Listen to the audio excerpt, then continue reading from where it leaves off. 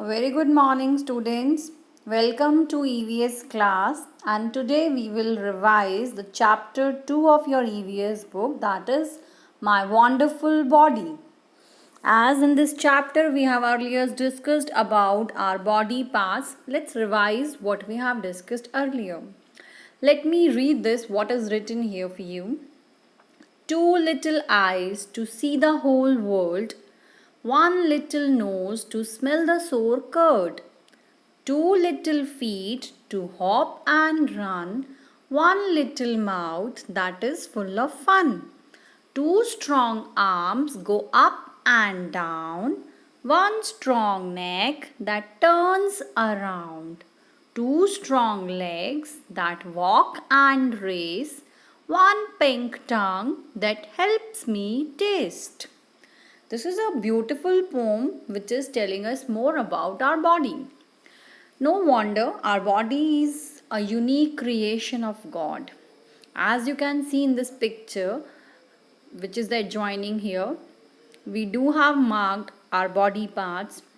Starting from the top, it is hair, ear, nose, eye, neck, mouth, arm, chest, fingers, legs, foot, stomach, hand. Students, as you all know, we do have many body parts. We do have few sense organs also. We do have some internal organs, some external. There are few parts which we can see and touch. They are known as external sense or external body parts. And the parts which lie inside, which we cannot see and cannot touch, they are internal body parts. Okay. And let me tell you one more thing. We do have 10 fingers in both of the hands. In each hand we have 5 fingers. There are 10 fingers in total. We call the two ones thumbs as well. And the fingers of our feet are known as toes. They are known as toes. So there is very unique combination of all the body parts, and every body part has its unique and different function. They perform many different function, and there are few parts which exist in pair as well, like eyes, ears, legs, feet, knees, elbows, arms, hands, shoulders, toes, fingers. There are few body parts which are having two. We are having two, like two eyes, two ears, two nose, two arms, two elbows. So they exist in pair, and our body has 10 fingers and 10 toes and 10 toes. So we do have a unique body, and every body part has a different function. Even on our face we do have many parts. As you can see, eyebrows, ear, mouth, chin, eyes, forehead, nose and cheeks. These are the parts which we find on our face, and our face adds more and more to our beauty. These body parts make us look attractive, make us look nice, and help us to do different kind of jobs or different kind of works. Can you tell me how do our eyes help us?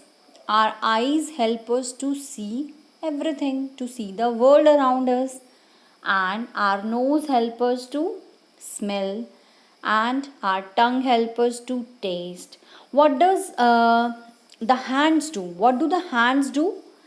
With our hands we can do many things. Let's discuss about them also. What we can do with our hands? With our hands there are few things: eating, holding, picking things, painting, writing.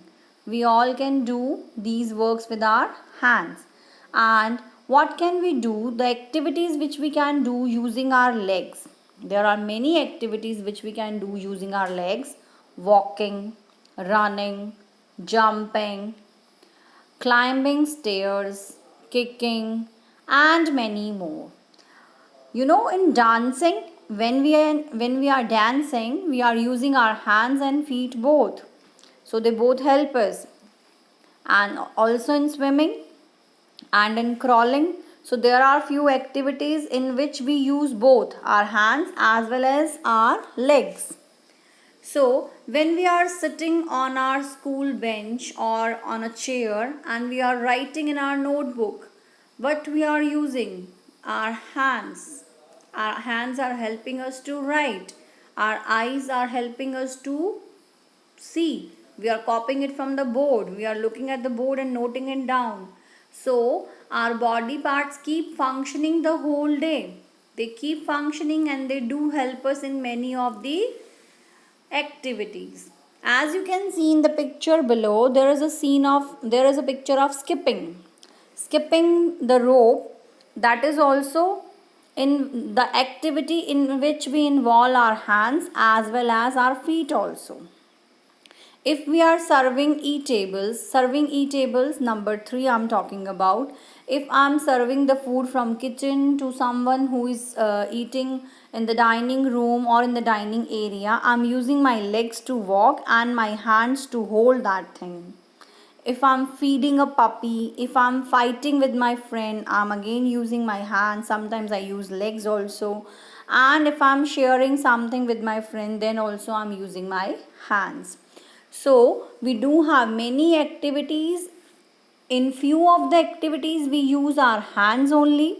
In few of the activities we use our legs only. And there are certain activities in which we use both hands as well as legs. Suppose if anyone wants to climb a tree, then will that person use hands and legs both? Yes, the person will use hands and legs both. And suppose if someone is crawling, the child is crawling on the floor, then also the child is using hands and legs both. And there is an important fact which I want to share with you. There are joints in our knees and elbows. There are joints in our knees and elbows. Joint is when two bones join together. That joints allows to our legs and our arms to bend. If we could not bend our arms, we won't be able to eat food by our own. Is it possible?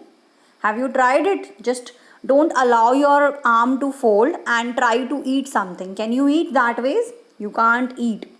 Until or unless we are able to bend our elbow, we cannot eat something.